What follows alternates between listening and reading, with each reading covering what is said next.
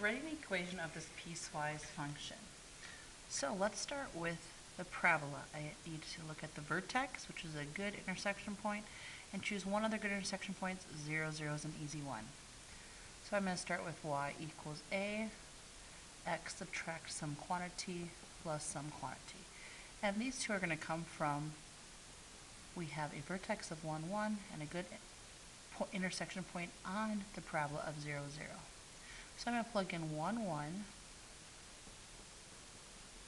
Remember, inside will be the opposite for the x value, and positive 1 will remain the same for the y. Now, to identify the a, I take the ordered pairs for the other point that I've identified on the parabola, in this case 0, 0, and I substitute them in for x and for y. 0 minus 1 is negative 1, and negative 1 squared is 1. Solving for a,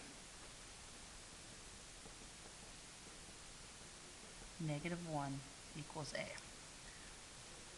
So my first equation is y equals negative 1 x minus 1 quantity squared plus 1.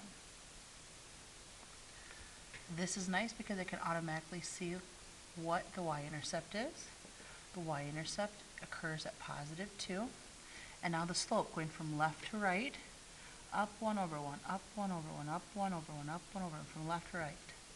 So 1 over 1 x. Remember, 1 over 1 x is the same thing as 1x, or it's just simply x. Now what are the parameters to make this happen? So I can see that 1 starts and 1 stops when x is 0.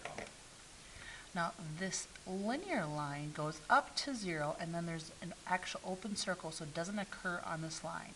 So my linear line will be everything, all x values that are less than 0. I don't put a line underneath because it's an open circle.